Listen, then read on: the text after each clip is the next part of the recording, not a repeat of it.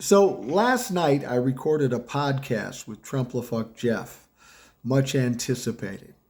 It's out there for public consumption now, and a lot of folks have listened to it already. And it's funny. The one response I get more than anything is, I listened to it for 20 minutes and I couldn't take it anymore. And trust me, I get it.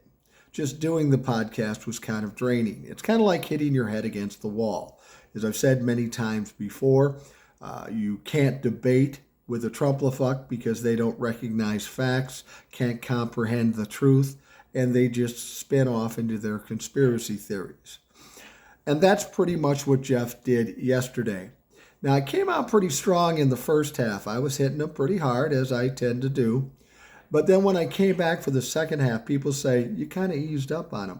And I didn't really ease up on him, but I knew that I couldn't just continue to pound him for another half hour and make that entertaining. That's certainly not entertaining. Plus, I got this cold. The more I talk, the more I cough. So I decided I had to balance it a little bit. And we had more of a conversation in the second half. It was no more fruitful, of course. All he knows is Hunter Biden's laptop and other conspiracy theories. I had to do this to get this off my chest, but if you were to ask, what did we learn from that podcast? Nothing we don't already know. These people are part of a cult. You can't change their mind.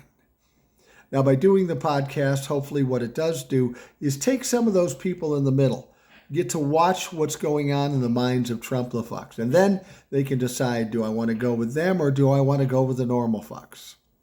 Now, doing that podcast, as I said, was kind of draining. Didn't feel good about it after I did it. So in order to cleanse our palate, your palate, my palate, the next few nights are going to be a little more, entertaining than what we had with today's podcast.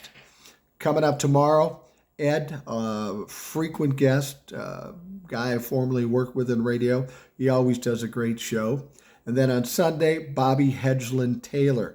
This guy is an absolute renaissance man. He's a comedian, he's an author, he's a circus performer, he's a teacher, and he's funny as hell, and he's from New York, and he offers some interesting insight. So he'll be on Sunday. And on Monday, Old Soul. You've been waiting for Old Soul to come back.